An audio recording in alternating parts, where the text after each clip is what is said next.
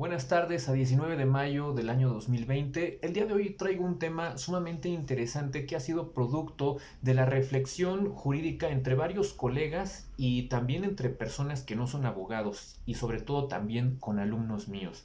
Y es un tema que estoy seguro que a todo el mundo le va a interesar y son 4 puntos que el derecho tiene que regular sí o sí después de la pandemia de COVID-2019. Y lo primero que les quiero decir es que el punto número uno es regular todo trabajo a distancia. Claro, empezando por lo que es el home office o el trabajo de los empleados, de los asalariados a distancia por vías remotas. Cabe resaltar que al día de hoy la Ley Federal del Trabajo no contempla régimen alguno legal para el home office, por lo que no existe una regulación. Y es así que los patrones y las empresas, así como los trabajadores, también se encuentran frente a una laguna legislativa o frente a un orificio en la ley, en donde tenemos una realidad que se ha presentado y que ya existía, pero que se aceleró con la pandemia y que no está regulada. Es por ello que la Ley Federal del Trabajo tendrá que reformarse y regular ya lo que es el home office. La Ley Federal del Trabajo que tenemos actualmente es de los años 70. Por lo tanto, no contempla cuestiones tecnológicas, no contempla la realidad que vivimos en el año 2020, del dinamismo, de la velocidad y de la globalización que vivimos en estos tiempos precisamente. Y es por ello que yo considero que debe de ser de trascendental importancia regular el home office. Y ello me lleva a decir otros conceptos importantes. Dejar de considerar el número de horas trabajadas y fijarse más en resultados u objetivos, debido a que es complicado a veces y a veces también resulta inútil numerar la cantidad de horas que trabaja un trabajador precisamente. Cuando el trabajo es presencial es mucho más fácil regular y contabilizar las horas que está trabajando el trabajador. Sin embargo, en el trabajo a distancia esto va a ser más complicado, por lo que conceptos como metas y objetivos deberán, sin lugar a duda, ser un tema fundamental en la Ley Federal del Trabajo. El no acudir a las oficinas.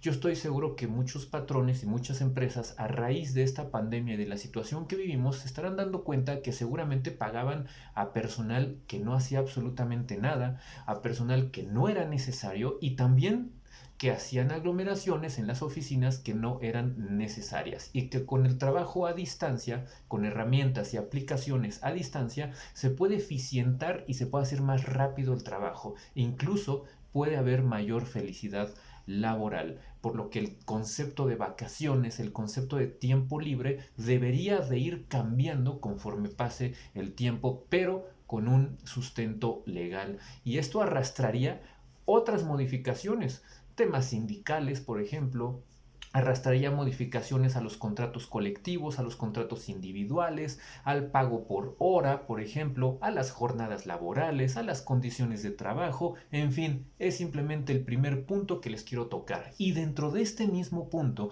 de regular el trabajo a distancia, no solamente es relativo a la Ley Federal del Trabajo, ya que también se tienen que considerar otros aspectos importantes. Por ejemplo, hay despachos de abogados que ya no deben de valorar tanto el tener una oficina física como se ha venido desempeñando el despacho clásico de abogados, que valorarán y dirán ahora, a mí de nada me sirve tener un Picasso en mi superdespacho de abogados porque ya me di cuenta que puedo ahorrar y eficientar costos que finalmente le estaba yo trasladando al cliente por una inversión altísima en oficinas. Todos estos conceptos, estoy seguro que muchas empresas pequeñas, incluidas despachos de abogado, no van a sobrevivir si no reforman, si no innovan y reinventan su manera de pensar y de andar como negocio.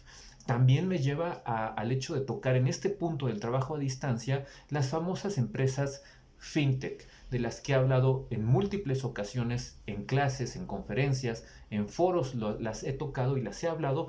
¿Por qué? Porque son el presente, pero son además el futuro de las instituciones financieras. Y con esto me refiero a empresas que prestan dinero, pero también empresas que sirven para almacenar y conservar dinero, las famosas empresas wallets o billeteras digitales. Y esto lleva arrastrando disposiciones de desaparición del efectivo y desaparición del dinero plástico. Ya no basta con eliminar el efectivo. Antes se usaban las tarjetas. Hoy en día debe de impulsarse una legislación que dé soporte a la eliminación de los plásticos inclusive. Por lo que las empresas fintech deberán puntualmente de implementar sistemas de apertura de cuentas remotas para eficientar sus procesos e invertir en infraestructura tecnológica que les permita llegar a más personas y a mayores usuarios y logren un crecimiento muy distinto a como se venía dando. Y esta pandemia de COVID, estoy seguro que si bien esta realidad ya se venía presentando, la pandemia va a acelerar todos estos procesos y va a hacerse más importante el concepto de trabajo a distancia y manejo remoto de operaciones. Otro punto muy importante en este primer aspecto de trabajo a distancia es respecto a las asambleas de accionistas, de que la Ley General de Sociedades Mercantiles no contempla un régimen para asambleas de accionistas no presenciales físicamente. ¿Por qué? Porque la Ley de Sociedades Mercantiles establece que las asambleas de accionistas deben de celebrarse en el domicilio social de la sociedad, de donde implícitamente el legislador está diciendo que pues es físicamente, ya que una asamblea vía remota, por ejemplo por Zoom, por Jitsi, por Skype y por cualquier plataforma que nos permita transmitir, no sería celebrada en el domicilio social. Y ello da muchas interpretaciones, ya que podríamos argumentar que quizá fue por fuerza mayor, por lo que sí puedo celebrar fuera del domicilio social. Sin embargo, si no hay causa o fuerza mayor, caso fortuito, entonces nos veríamos en una interpretación legal bastante estirada, en donde quizá podríamos llegar a decir que entonces tengo que presidirla dentro del domicilio social de la empresa. Y recordemos que para efectos legales, por costumbre, el domicilio social suele ser una entidad federativa, es decir, Ciudad de México, Tamaulipas, Huixquiluca en Estado de México, pero no una dirección en concreto. Por lo que tendríamos que estirar la legislación y decir que si una asamblea de accionistas se celebra de manera remota, es una asamblea presencial. Presencial porque los estoy viendo físicamente, pero no estoy con ellos ubicados en el espacio-tiempo, por así decirlo. Entonces hay que revolucionar, hay que reinventar ese concepto de asambleas de accionistas para poder implementar un régimen jurídico que se adapte a las nuevas realidades y los accionistas puedan celebrar asambleas, inclusive también el consejo de administración de las empresas, de vía remota, por medios digitales. Entonces serán asambleas presenciales por medios remotos o por medios digitales. Y sin lugar a dudas, y desde luego, que las asambleas por medios remotos presentan los mismos riesgos que las asambleas físicas que se celebran. Sabemos que en la práctica corporativa muchas asambleas nunca se celebran. Son minutas que se redactan y después, si bien nos va, se firman por los accionistas presentes. Y muchas veces ni lista de asistencia se agrega, porque la ley no lo exige, más que si los estatutos lo establecieran. Pero lo único que quiero dejar en claro es que mientras hay un proceso legal de convocatoria y de instalación de la asamblea, debe de considerarse como válida una asamblea de accionistas celebrada por medios remotos, máxime que en primera no está prohibido y en segunda que el Código de Comercio establece la posibilidad y viabilidad legal de los actos de comercio celebrados digitalmente. Siguiente punto que quiero tratar es el tema de la teoría de la imprevisión. Punto número 2, que en los contratos ustedes redacten cláusulas de teorías de la imprevisión, es decir, de cambio de circunstancias en el mundo real a nivel nacional, por ejemplo, o incluso a nivel internacional, y que ante ese cambio de circunstancias las obligaciones deban de tener un reajuste para que sea más equitativo el contrato, ya que no todos los estados tienen una legislación que tenga este tipo de disposiciones de teoría de la imprevisión que me permitan ajustar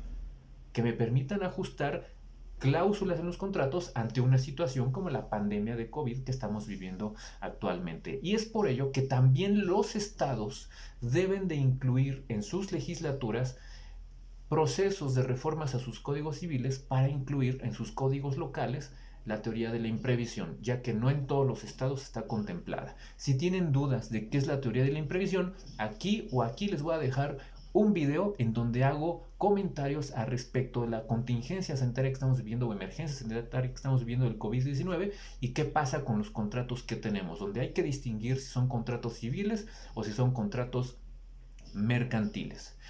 El tercer punto, que es muy importante y creo que este es el fundamental, es el tema de los derechos humanos.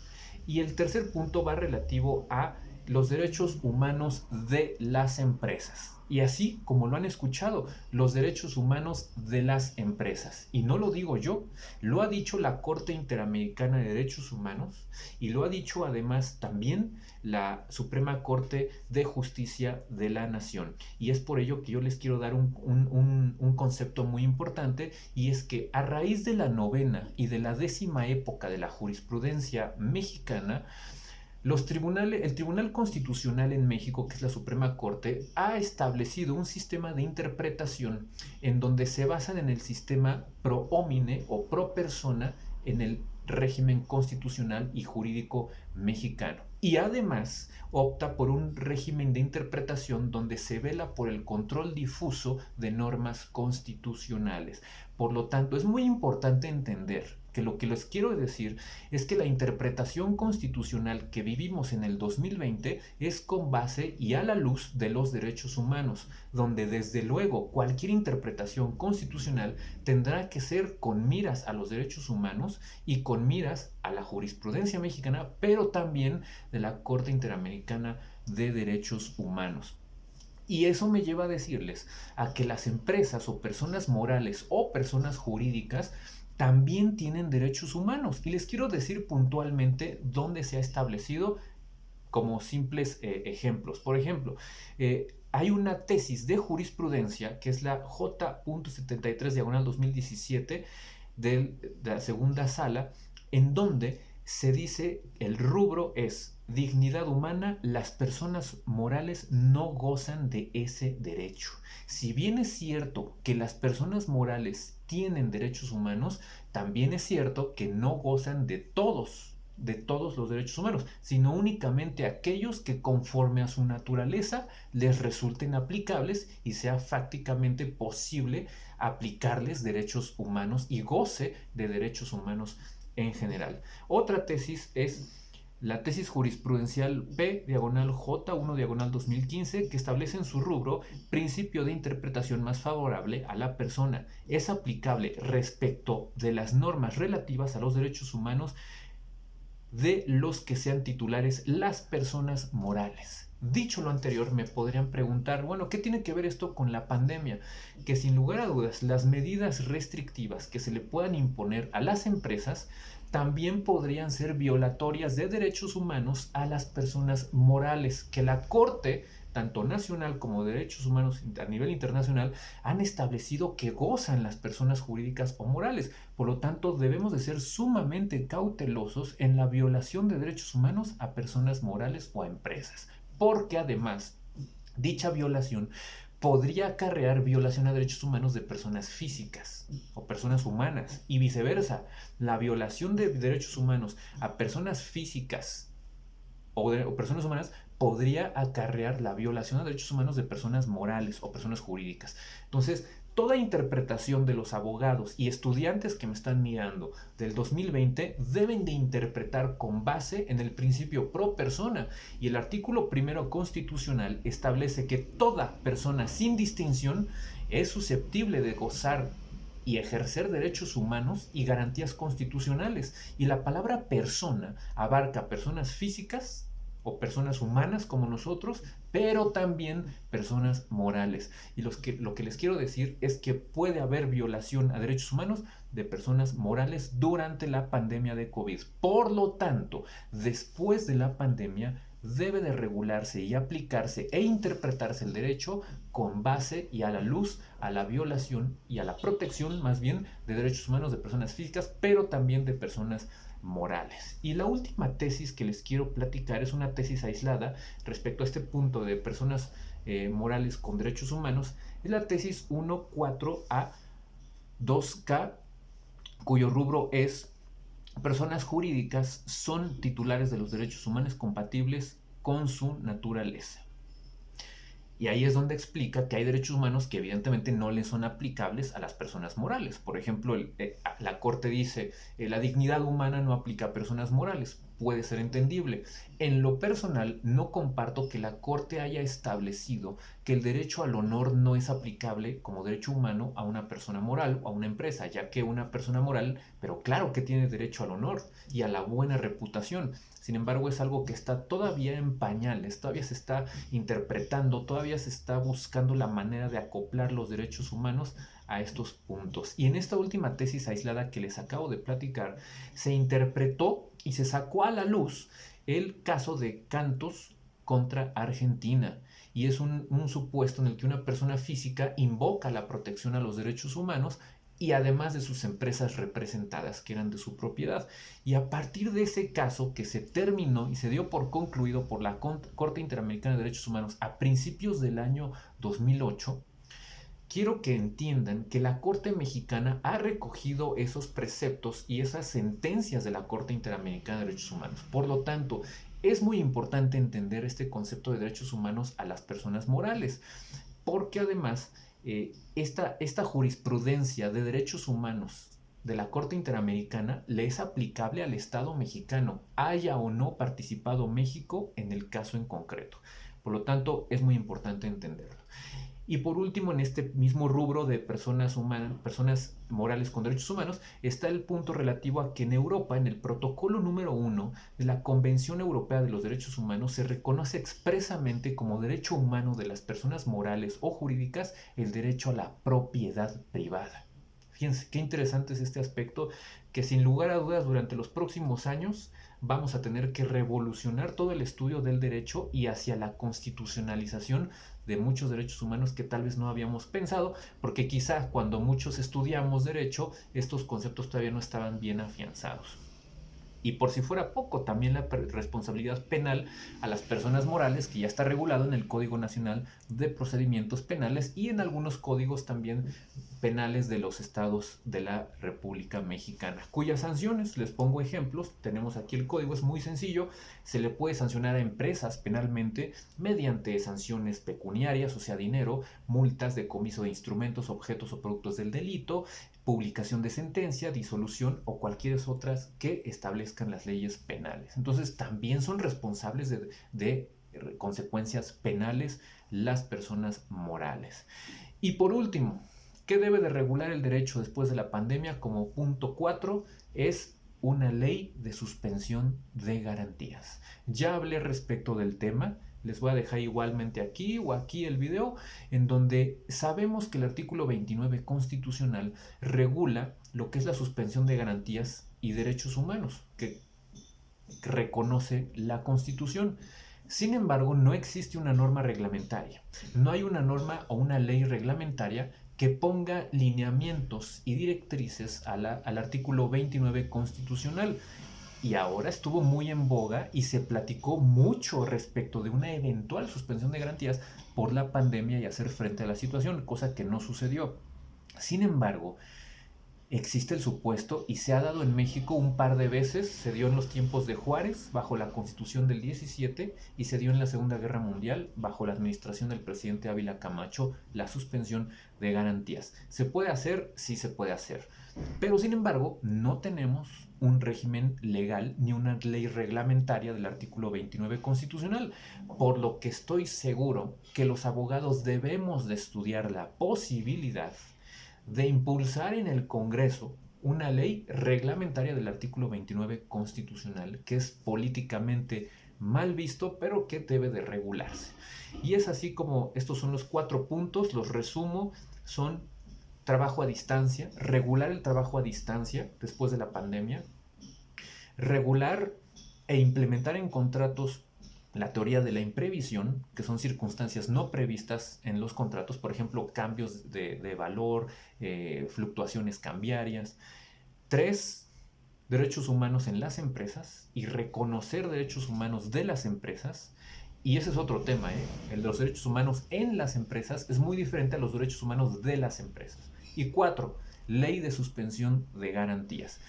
Sin lugar a dudas, hay otros temas también igual o más importantes que estaremos platicando en otros videos y que deben de regularse como producto de la reflexión cuando termine esta pandemia de COVID-2019. Y es así como termino este video. Les doy las gracias por haberme seguido y nos vemos pronto en otro video más haciendo algún comentario jurídico. Muchas gracias.